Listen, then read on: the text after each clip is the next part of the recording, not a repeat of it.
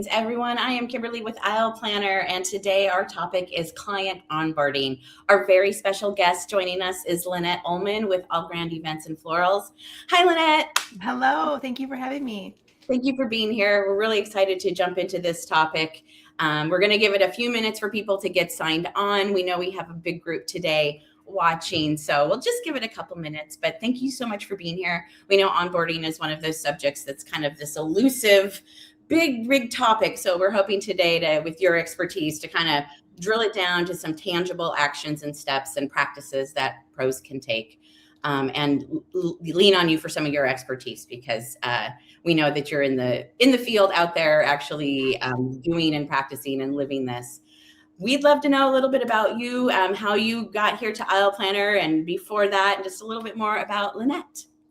Yes. Yeah. So I have been a longtime Aisle Planner user and lover since early 2015. So I've seen lots of changes throughout the last 10 years and have watched it evolve. And so I shout to the rooftops how much this system has saved my mentality and just my overall well-being in the industry.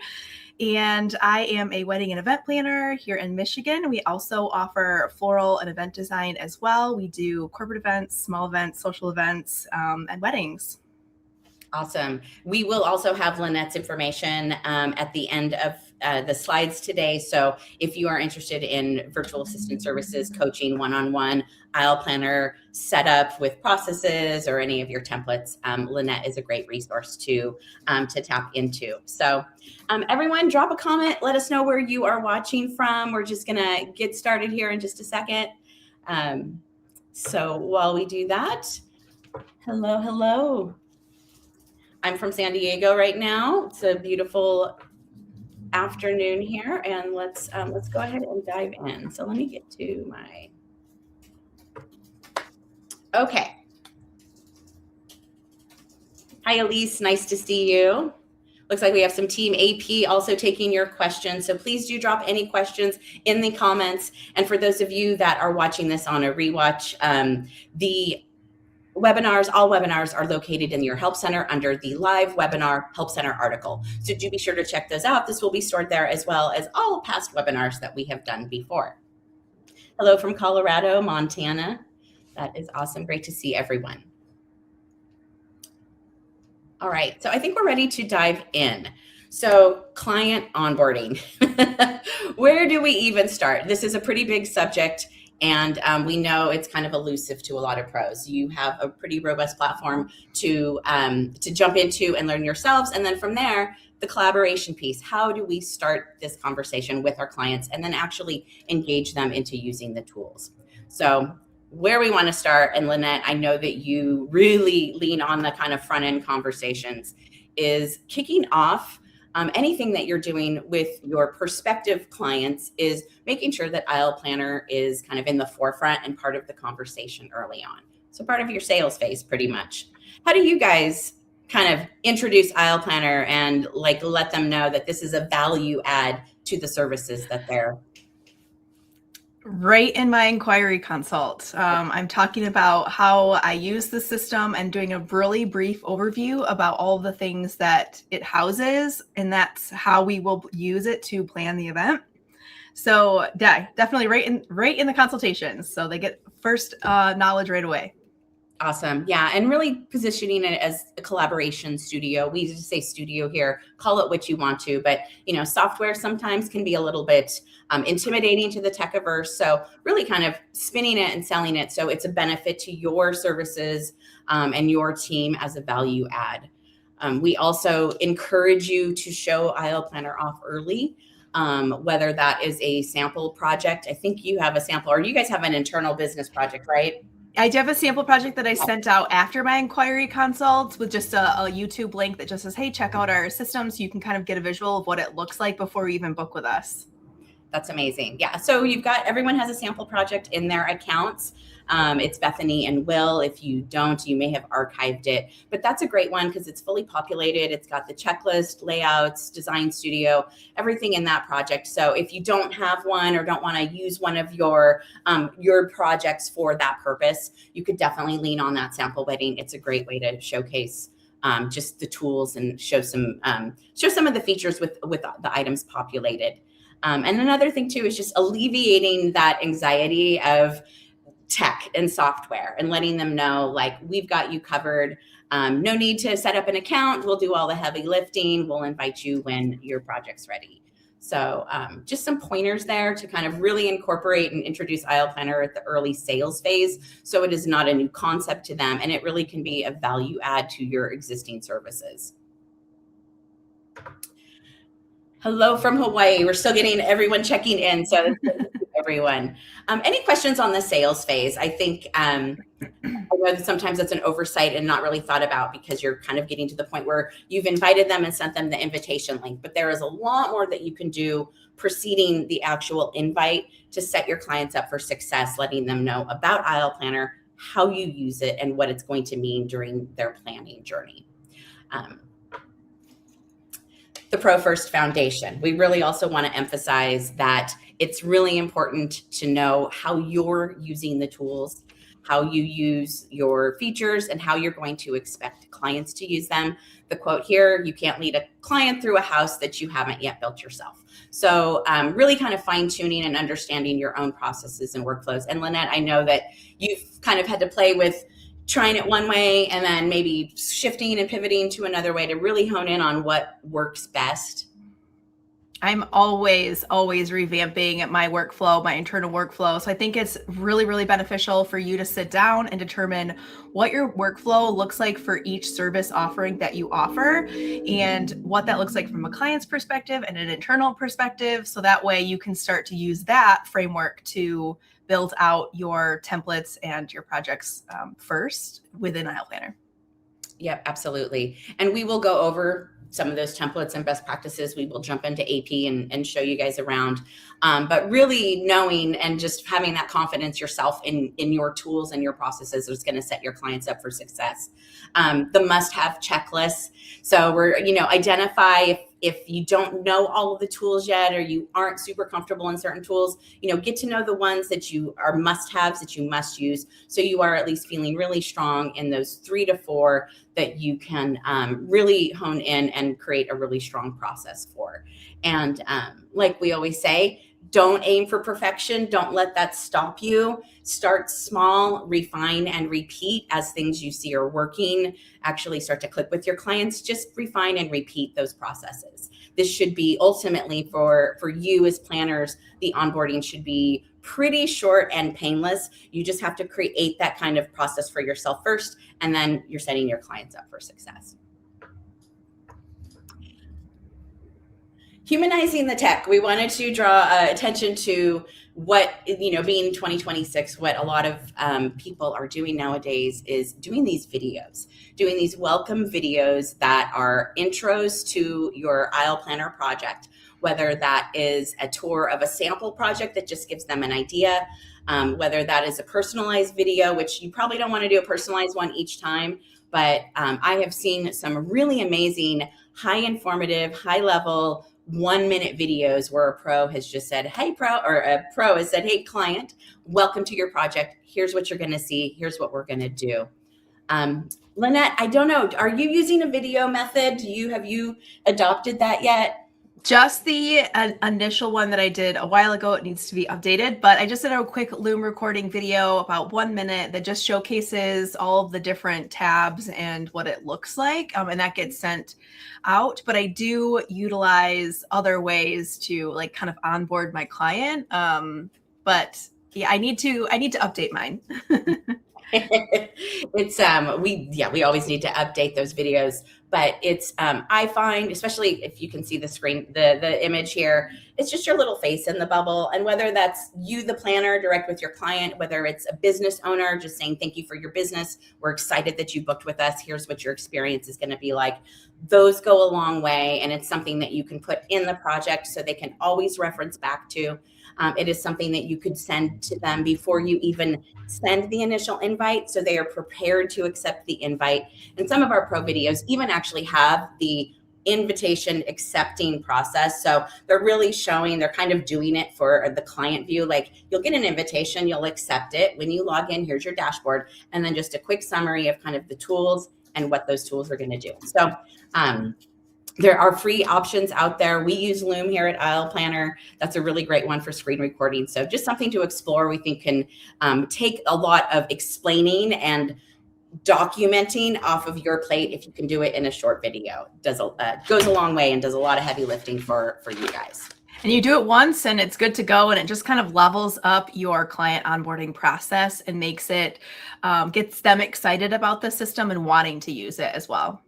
Yeah, exactly. That's the whole thing with this, is doing things that are repeatable. So you do that video one time, it might take you a minute to get there, get the nerves up, or, if you're not used to hearing your voice on camera or seeing your face on the screen, but you can record a few of your versions of it, find the one that you love, and then refine that over time as you find what's working and identify what's not. That will usually give you some information to kind of improve your process from there. All right. Now, the strategic invite. Every project that you create starts out with all the tools in prep mode. So with that, can that be a tool for you to utilize in how you're inviting your clients and being strategic with that? You can control how you release those tools. So do you want them to see all of the tools all at once when they first log in? Or do you want to release them in phases as tools are ready? So be mindful of that. You can control what they're seeing when they're seeing it. The same goes with their permissions. You have permissions within each tool, so you can control how much access they have, how much editing they can do versus they cannot do. One thing to note also, for those of you that are newer, your checklist is a really important one to know how your permissions work. You have full access, read only, or assignment only. So we will jump into the checklist a little bit, but knowing how you're using those tools is going to also help you set the permission and know what permission is going to make most sense for your client. There's a few things that I keep hidden for certain projects until I'm ready to release them to my clients. So that way I have time to kind of build behind the scenes until I'm ready to showcase those features. So it's really, really helpful to know that. Right. And that takes a lot of the onboarding stress off of you. You don't have to get every tool ready and really polish it up. You can have, just like we said, those 3 to 4 maybe must-haves that kick off the project. And then you're going to obviously develop it over the planning timeline as well. Comfort of the journey. It's really helpful. We find that a lot of clients really take comfort in knowing what's ahead, what's to come.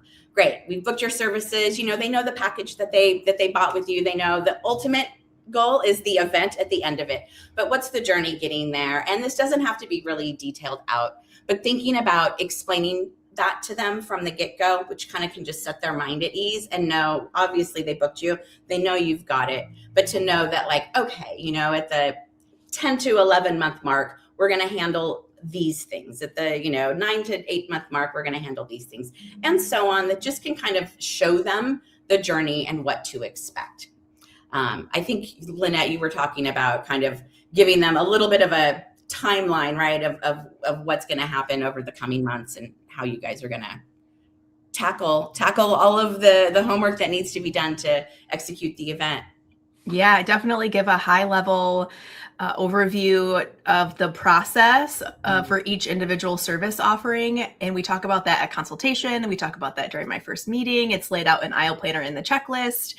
So and my welcome guide, so they definitely know what's coming next and what they can expect and what has already been accomplished. Right.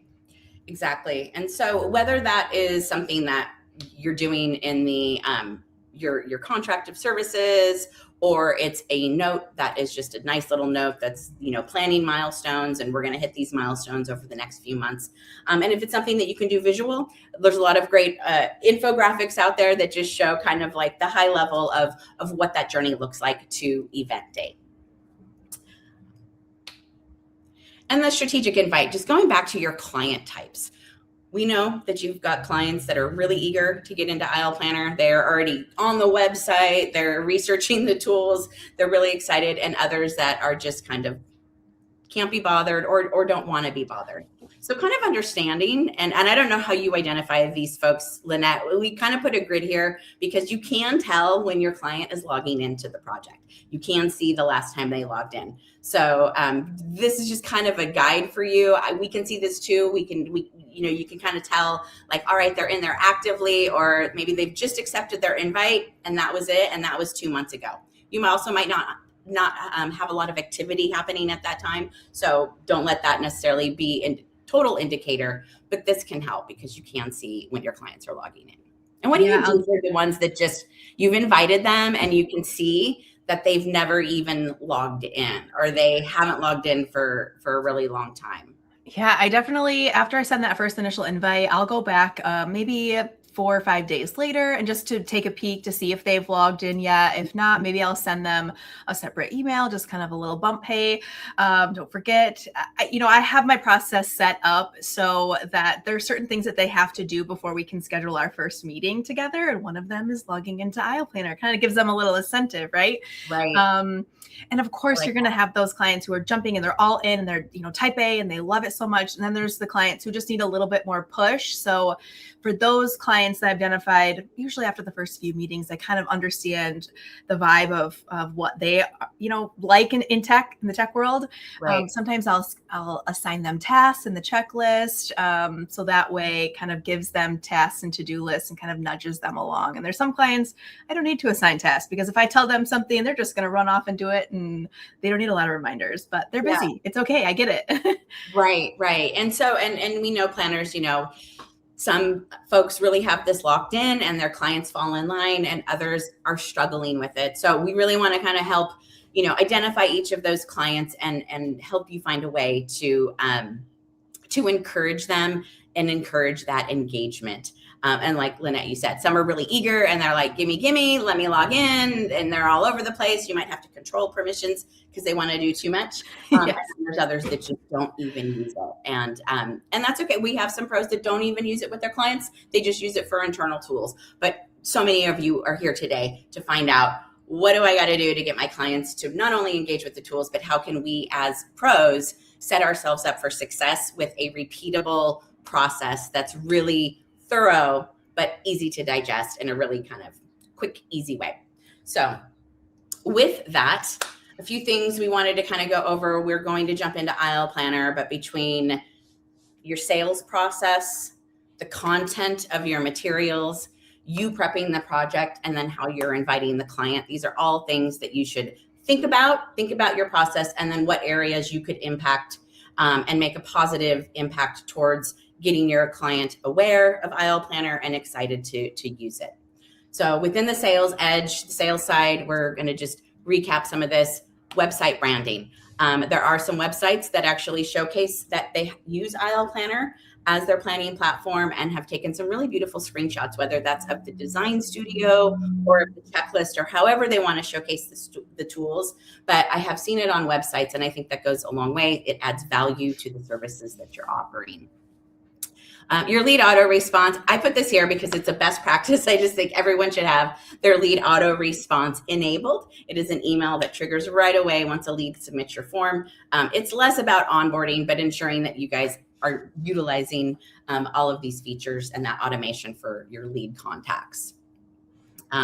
You've also got your consult. So the sample project, Lynette, I know you really like to show yours off. For those of you that have been around a while and no longer have your sample project, feel free to reach out to the team. We can add that back to you, add that back for your account, but do check your archives, make sure it's not hidden in there. Your client portal. So everyone has a custom branded login link as well. So do ensure that it is part of your sales phase, that you get to show them that they're going to have their very own client portal from your website to log in. That does take a lot of the anxiety off. They don't have to save a link or find that email. They will always be able to get back to your website to log in through the client portal. Your contracts and your content and contracts. Your custom brochures is, for those of you that do know, you can take your brochures from Canva and upload those directly into our brochure document, or you can create them from scratch. The COM clause. And Lynette, I want you to kind of lean in here and share with us exactly how you've formatted this, because a lot of folks are a little bit gun shy to do the clause in their contract about communication, where aisle planner can really kind of be mentioned, and then also you can kind of hold them to some expectations, right? Yes. Yeah. So I have a whole communications clause in my contract. It kind of outlines days that I know I'm going to be out of office or my regular business hours. And then even further, I have communication as far as aisle planner goes, how we will communicate, how we use it, how we store the documents, and what the archive looks like when I archive their project, how they can get their information back later. But I probably have about 3 to 4 paragraphs in my contract just about communication and how we utilize aisle planner. Yep. And I have heard this from others as well, that clause in the contract really helps. You're saying this is where we do our business. This is where we conduct, and organize all of the details. And this is where we kindly expect you to as well. And yes. I don't know if there's any sort of penalty if they don't, but you're setting the expectation. And so if you have to, I don't know, what would you do even if they were really breaking the rules? Is it just like tisk or just like, hey, your contract? I know it's a little harder to enforce. Yeah, I think I'm just so open right from the get-go, right even before they book me, how my communication works with me. Like, I don't text with my clients. They have communication in aisle planner and email. That's it. And so if they, are out of those bounds, I might just redirect them or copy paste and put it in aisle planner, or just say, moving this conversation over here. So that way information can stay wrapped up in one little location. Right. And trackable and easy to get back to and all of that. Yeah. So boundaries, got to have boundaries. Boundaries. Yeah. Hold your lines. And it's really to benefit everyone, because if that's where you're a lot of your information is living, that's really where you want your client to participate with that information. And it forces them to use the system. So if you're using it, they'll use it. Exactly. That's the idea anyway. Right. So resource notes is another one. Your notebook is a resource guide that the sky is the limit between linking to shortcuts. So you can drop any link in a note, and that can be, the nice cover image, and that links to wherever, whether you're uploading your own documents or creating notes from scratch. Your project notebook is a really, really great resource area for your clients, and can really kind of get you hands off depending on what you're putting there. If you're explaining the tools, a welcome note, and we will go over this, links to help articles, your welcome video, whatever it is, you can really lean on that notebook to put a lot of resources for your clients, and just help them out to get them engaged. Yeah, I have a whole aisle planner note folder that includes shortcuts to guest list and seating chart things, just in case they need it and I'm not available and they need it right then and there. They can always access the help center that way too. Yes. In case we haven't hit that point yet, the clients like to move forward and we just aren't there yet, but they can still take a peek at what those tools look like. Yes. And I will show that, because I think that's a really great use of the notes and the note shortcut. We have a help center there for you guys. Feel free to take that and craft that into your own voice, whether you create a URL note and you just link to the help center document, or you link within the note and then you add your own flavor and your own voice in a little paragraph. Hey, we use this tool. Here's what you're going to do. Here's what to expect. Here's a link on how to. So however you want to craft that, but using those notes is a major, major lift off of you as the pro having to explain, repeat any of that information. Mm-hmm. Template your process. So we will jump into our templates here shortly, but template everything. So you do not have to repeat these steps over and over again. You may refine those templates over time, but do ensure that you've got at least initially a few good solid templates to kick you off. And hopefully this webinar today gives you some ideas on how to kind of get those started. Visualize personalization. So you know where the client, likely if you are a venue, you know they're coming to you. You probably know what space they're in. If you're a planner, you may know what venue they're going to or know some ideas of what their vision is if you don't know the venues yet. You can personalize these projects. So we do recommend before inviting your client, add those bits of personalization, whether it's some images from the venue that they're going to in the design studio, whether that's a preliminary timeline that has, even if just their name and their date on it. So you can preload, load, maybe you know what venue they're going to be at, so you have that floor plan. You can load that floor plan, and maybe it's just the blank floor plan, but at least you can get some things populated so the project feels personalized to them. Yeah, if I have clients who are coming in, they already have a venue booked and I'm building out their aisle planner, I'm going to put in all of the photos from the venue that I could find. So when they log in, they have blank room photos or just photos that I've taken at site visits and tours throughout the years at that venue. So we can always reference those back. And they live in the templates. And so it's easy to just drag and drop and pop them in. It's so easy. And then also, like, imagine experience, think about, we're all kind of living in our own worlds and bubbles, but put the hat on of the client. In fact, invite yourselves as clients for the first time to get the full experience. But think about when you first log in and you see your venue, your name, you and your partner's image, it feels personal. So it can also help kind of prompt that engagement because they're excited about it and it's their own little portal. So that personalization goes a long way.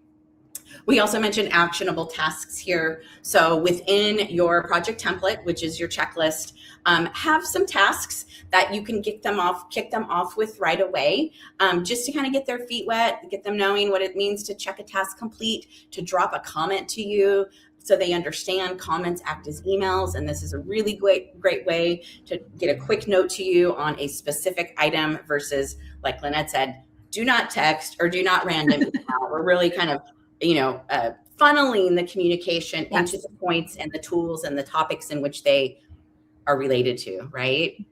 Yeah, I'll assign a few tasks before I even invite the client in the getting ready section. And so that way they know exactly that those are the few things, like send me a photo of the two of you so that I can, add it in. They have to do that right when they get on. Exactly.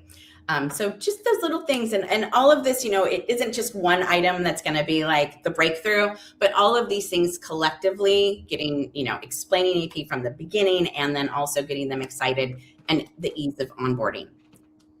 And then lastly, the invitation, just recapping that you've got a great welcome note in there, whether that note itself includes a video or just a recap of what the experience is going to be like, permissions, making sure their permissions are really detailed to what they should be seeing. And then sending invite and what that experience is going to be. So when you click invite, knowing that you've really buttoned up your process and that client's going to get the best experience that they possibly can. So before we jump into Aisle Planner, we'll start talking. We'll go back and kind of backtrack through sales, content, project prep, and the invitation. But we want to take your questions. It's been a little bit quiet, so we want to, before we jump into AP, give everyone a chance to kind of sit with this, ask any questions. Otherwise, we will jump in. We also want everyone to know Lynette offers additional services. If you want to share us a little bit about what you are doing also with All Brand in your business coaching and one-on-one. We will put this slide back up. Feel free to take a screenshot of it while we're here because we're going to jump into AP in just a second.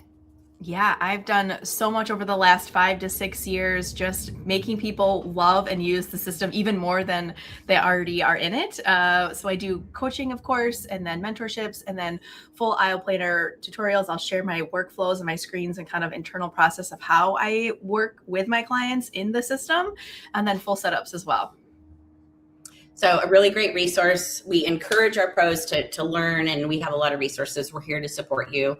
But great pros like Lynette are out there also. And as you can see, she's got some pretty awesome processes already set up. So hit her up. All right, so we're going to jump into AP, and give me just 1 second here.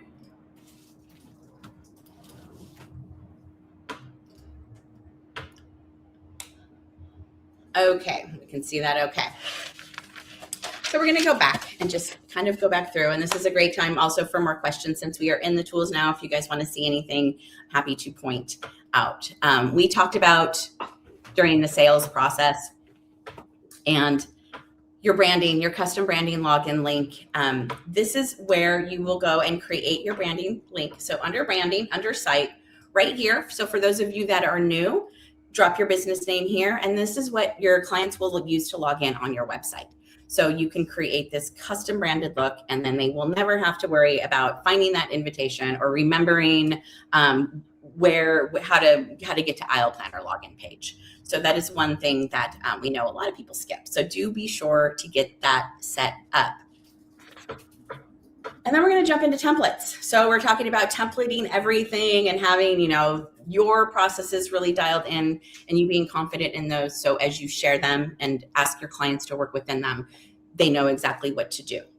One thing with the checklist, and Lynette, if you could just, I know you plan in phases, and we have a phase-based one here. This is not a checklist webinar, but this is a really powerful tool that we encourage you guys to really utilize. However you're planning, whether you're planning by category or you plan in phases.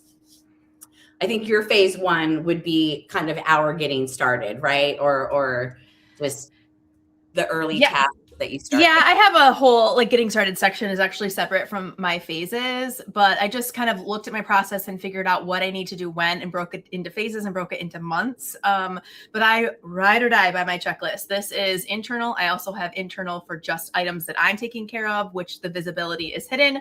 And then I have client-facing checklist items that is open. So that way, when they can't see 500 things on this checklist and get very, very overwhelmed right from the get-go. Yeah. It's a little bit more condensed on their end because I'm taking care of so much on the back end. But I've spent so many hours refining and worrying about this checklist that I feel like it's finally locked into where I need it to be. But I'm constantly referring back to it to say, okay, have I done that with my client yet?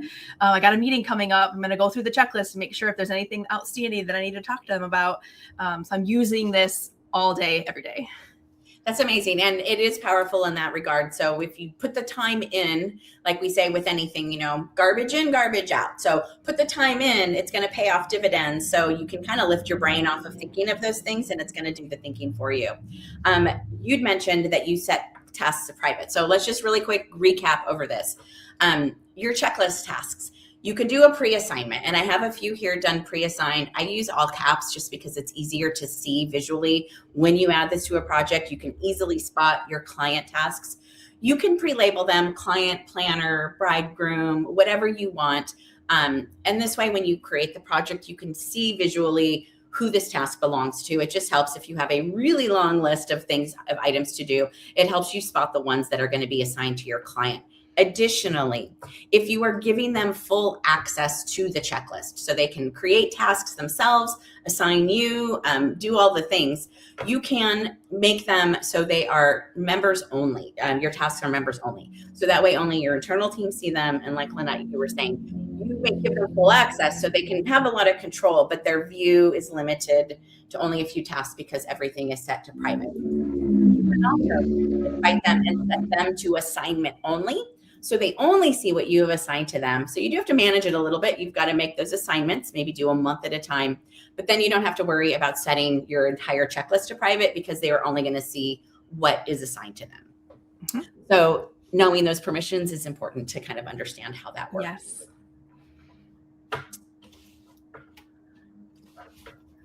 Your timeline templates, we know what those are. Again, just any personalization that you can do, whether you should have your timeline templates all kind of built out, all the framework formatting already done.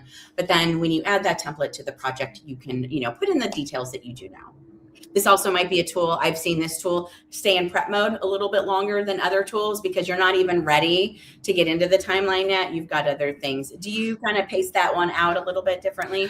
Oh, I don't actually ever give my clients access to the timeline. Okay. So they don't ever see it because my timelines are so incredibly long and detailed that it's overwhelming. And that's my job. So it stays in prep mode.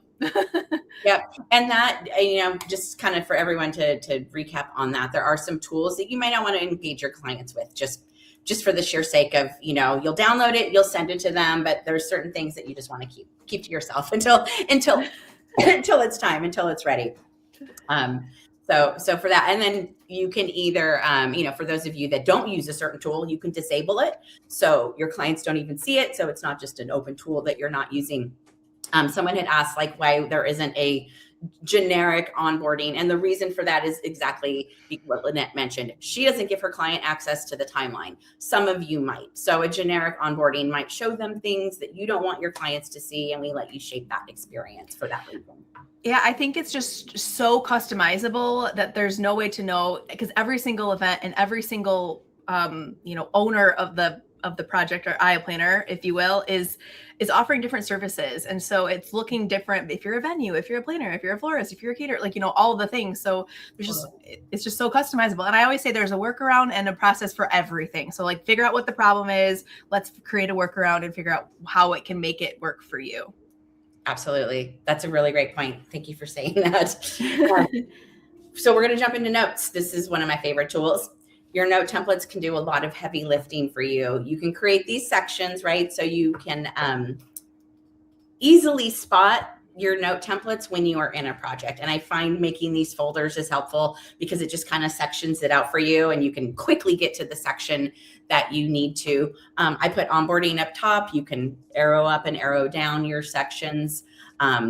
Welcome note, planning milestones, your project tools. Now, Lynette does a great thing, and I'll show you guys this. She links directly. Do you name the article? Do you name the note? Just like upload your guest list, and that's yeah, it's whatever the header is for the aisle planner guide. I just took the header of that help desk option and then put it as a shortcut, so it can be sent right out. And that's genius. That's no work, right? Link, done. You've got a note, and now you can share it in your projects with just a couple clicks. You can also go a little further. We were saying, put your flavor on it, put your brand voice. Maybe you don't use every tool. So you could do a little thing here. I just created this really quickly. The checklist, a little description, how we're going to work, and then this links to the checklist, the help article that's related to the for couples one. The calendar. I have a similar look at this in my welcome guide that I send. So it just has aisle planner and then how we'll use each section aisle planner, and that gets sent when they book with me so that they know, again, we're using all these tools and have kind of a brief overview of how the tools look. Exactly. And right. And so wherever in that process that fits, but it is an important one to set that expectation and let them know everything that they get to use, not have to use, get to use. We want to position it as though it's collaborative and a fun studio and not chores and tasks and things like that, even though it is sometimes. But you can, build beautiful notes. This is just a screenshot of the toolbar. And you can really kind of build this out and make this, as flat or as, straightforward as you want to, or add a little flair and color to it. This one, your aisle planner studio. So just a few different ways to showcase kind of the same information, but how are you sharing this information? And this note, then they can always reference back to it if you're adding it to their project. And like Lynette had mentioned, I'm going to just add a note here really quick so you guys can see. You can do a shortcut note. And what she's doing is just literally going to our help center, the upload your guest list article, for example, taking that link, dropping that link here, and then naming that article, uploading your guest list. So she can quickly add that to any project, and it's really easy, and clients don't have to go searching for that. And I use the shortcuts to schedule a meeting with me. So I have my AP Connect shortcut right in there. So people, schedule a call right there. Schedule a call. So another good way to use the shortcut is link your AP Connect link into a shortcut note, and then add that to every project. So when you are, and whether that's in your video, if you do a video and show them, here's what you're going to see, you could show them a fully populated project to what they're going to see in their notebook eventually. So it's familiar territory when they log into their own, they're actually good at getting into kind of a personalized, familiar space. Your planning guides, your internal documents. So your notes are really a pretty great tool for a lot of heavy lifting. In addition to the URL shortcut, I just want to show you guys this for those of you that don't know. You can build a note from scratch. So just kind of like a Word doc, you get in there, you can use tables, you can embed videos, you can also upload your own files. So if you do have a Canva file or something that you want to just straight upload, you just check this box and there you have it, or you can uncheck and have whatever content in those notes.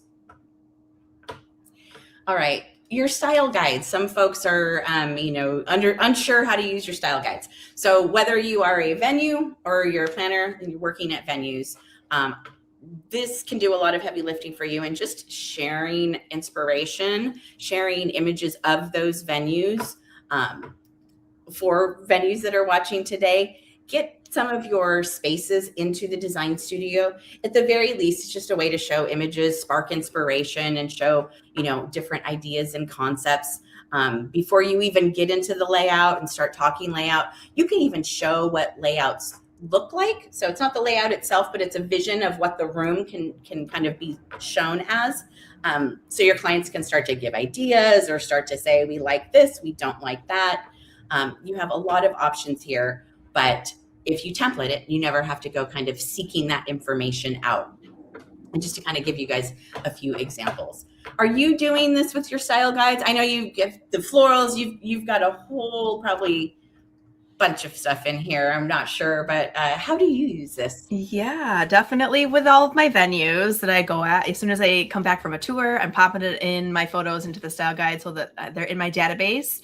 Using rentals, I have a whole napkin fold thing so I can find all of the napkin folds that I like, table numbers, stationery, and then I just use blank templates for future. So ceremony inspiration, reception inspiration, so that the template's kind of, the folder's there ready to go. So I can just quickly pop it into a client folder when I'm ready for the design phase. Right. So we have one here, like client mood board. So having almost like an empty folder. Yep. So the folder's ready and then it prompts your client, like what you want to have go in there. Yep. So for example, everyone, if you can see that, your layouts, again, layout templates for venues. This is a great tool. You can lay out you can template all of your space. So start with your blank ballroom, and then you can template every single layout scenario. So you're adding that to the project, a couple clicks. You can also do your tablescapes here, and for non-venues as well. Make good use of these templates. You can have a lot of information here, whether it's floor plans themselves or it's the objects that you like to put on your floor plans. You guys can get in here and customize your layout and object templates. Any questions on the templates that we have? I'm going to jump into a lead. I'm going to create a project just to kind of go through the steps. Everyone watching, especially if you're new, kind of knows just the flow of things. And then once that project is created, a few of the ways to get the project prepped and ready for an invitation. How are we doing? Samantha backstage, how are we doing on questions? So far, so good. Awesome. Okay. So I'm going to jump into a lead right here, and we're going to create this project. Best practice, if you are using File Planner for your sales CRM, you are creating the project from the lead itself, and that way all the information from the lead record is moving over into the client record in the project, and the lead itself is going to a book status. Otherwise, if you are not using the CRM, you're going to create the project directly from your dashboard. So I'm going to go ahead and create this from this lead. Make sure you're selecting your wedding or non-wedding events. You will only see the templates that pertain to the event type. So you'll only see your wedding type templates for wedding events. You'll only see other non-weddings for non-wedding events. So I'm going to go ahead and select this full service, and we can just give this. Fill this in really quick. Oops, I got my roles mixed. That's okay. Fill in all this information. This is also where you can disable any tool. So if there are tools that you are not using, you just do not use it. You can disable the tool. It removes it for everyone's view. And if you need to re-enable it, just come back to the project settings, re-enable it, and it will go. It will come back. You can also sync this to your Google Calendar with AP Connect. So if you are integrated with AP Connect and you are utilizing the calendar feature, you don't have to go back into the calendar to add this project. You can do it right with the creation step. So it is synced up to your external calendar. We'll go ahead and create this project and walk through a few things.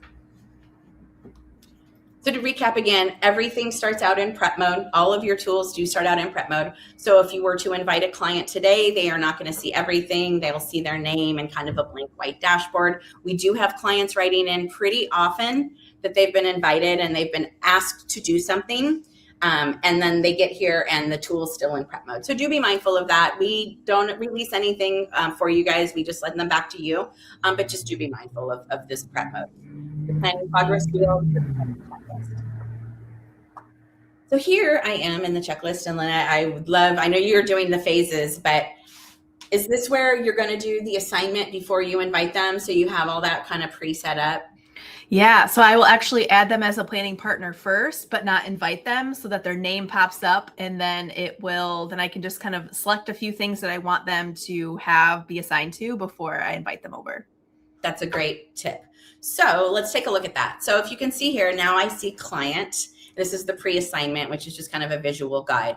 But now I can add an assignment, but it's going to look for people that have been added to the project. So since the client hasn't yet been added to this project, I'm only going to see myself as the planner and the account owner. So what Lynette was mentioning is you come over to planning partners, and this is where you invite them from. You can actually add your client to the project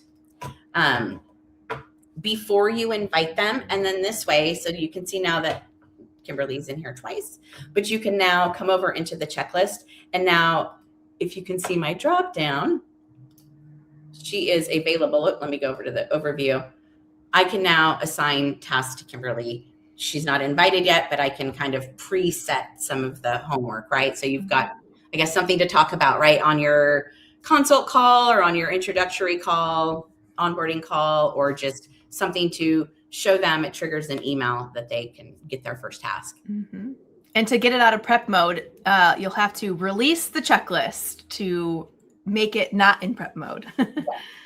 Right. So just being mindful. And we know you guys, have a lot to think about. You might be onboarding 3 or 5 clients at the same time. So just remembering that you do have the prep mode. So, right, you can assign the tasks, you can get all that ready, but you do ultimately need to release it. So your clients actually see checklists, or that just tool doesn't exist. You cannot unrelease tools. Some people do ask if you can unrelease if you did it too soon. You cannot, but what you can do is go over to permissions, make them no access if you accidentally did something a little too soon. With the calendar, just making sure your clients are synced up. They can subscribe to the calendar right here. That's another good one to get them, locked in, and get you guys, a few appointments on the books. You probably hold them to a few things, Lynette, I imagine. Yeah. You make your clients subscribe.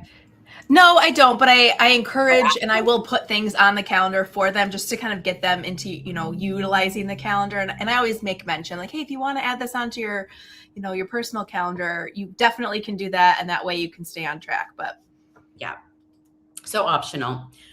Your timeline, again, your templates will be right here. So have that primary timeline, or if it's a venue timeline, have that added or personalized for your clients. The design studio, this might be a good one. You can add from templates. So now you have all of your design, your rentals, your visuals, your inspiration. So if this client, let's say, was going to the Astorian, I could put that in here, show some images, show a few floor plan layouts if we haven't gotten that far. I'd love to showcase just kind of how things start looking. So if your clients can say, hey, I really love this lighting, or this dance floor, or this runway, or however that goes, you can also develop your palettes.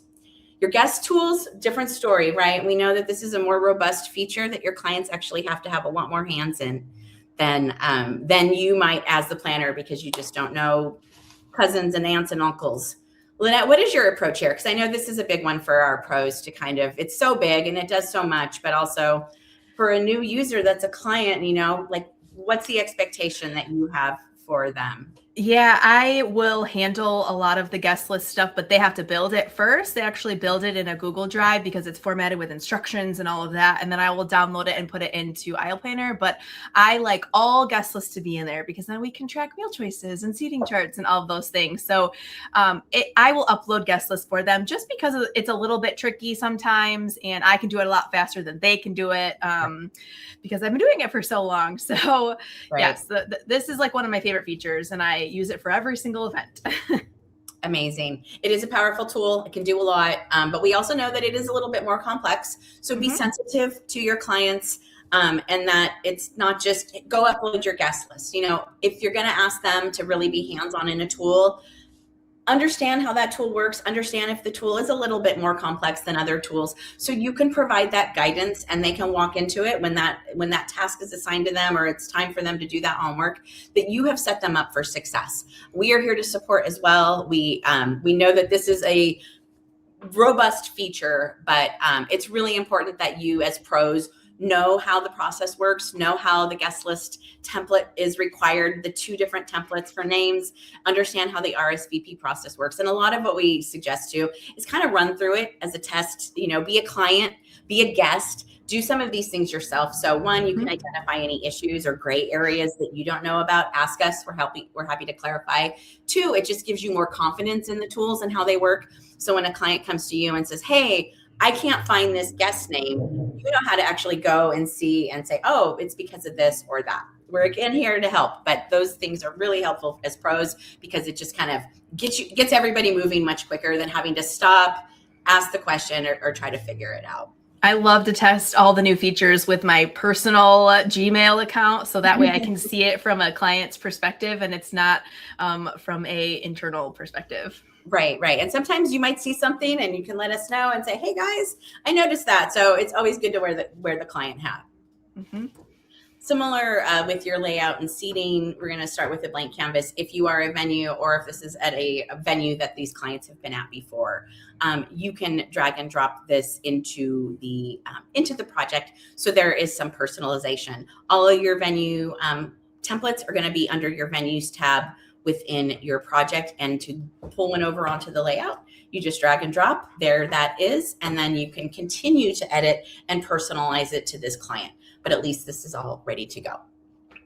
Another thing to know as well too, some of you guys haven't, if you've either been around a while and missed this note or haven't used the tools yet, you can save any project layouts as a template. So you do a really beautiful one for a client, you want to save this to use it in the future, you can actually save a project layout as a template so you don't have to recreate those floor plans. That's been a huge help. It was a request for a long time. We're really glad that we were able to add it. And so, yeah, a huge help. You can go back to old projects, from a few years ago and be like, I did this really awesome event. I'm going to go save that. And then it can also be a way to sell some rental services or enhance or upgrade some of their, the florals that they're doing or the rental pieces and things that they're having in their space. Contacts, we do also recommend under contacts that you add yourself as the very first contact if you're going to use this tool. And that way it gives yourself the ability to, let's say you were the venue, just for quick purposes here. It gives you an area to show your clients what's going to happen with other vendors. So if you're bringing in other vendors into this project, that your clients will be able to, and I know it's a little hard to see, this is why we say get in there and play around with things. This is where they'll be able to drop a comment. Comments act as emails within all of the tools, so they can get in touch with you if they have a question.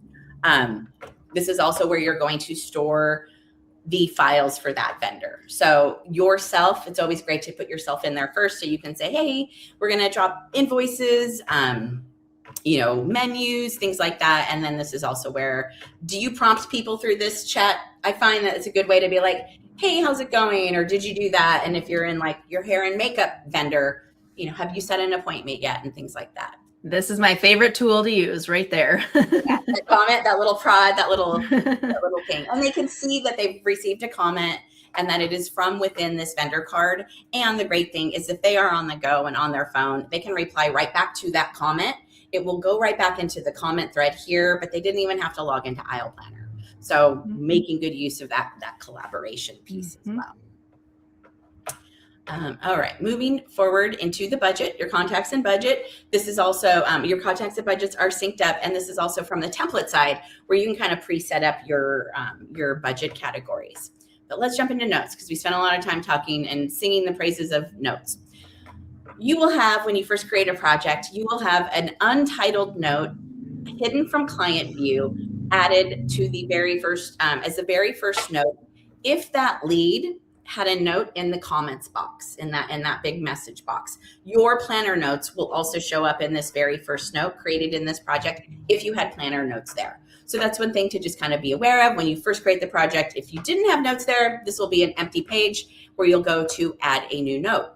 You can create from scratch here at the project level. So you have a custom shortcut URL that's for this client, this project only. You can create that note right here, and that URL note will only live in this project.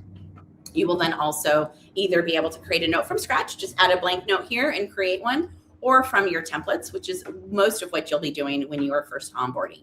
And as you can see here, we've got all of our folders, so I can quickly click through and add these notes.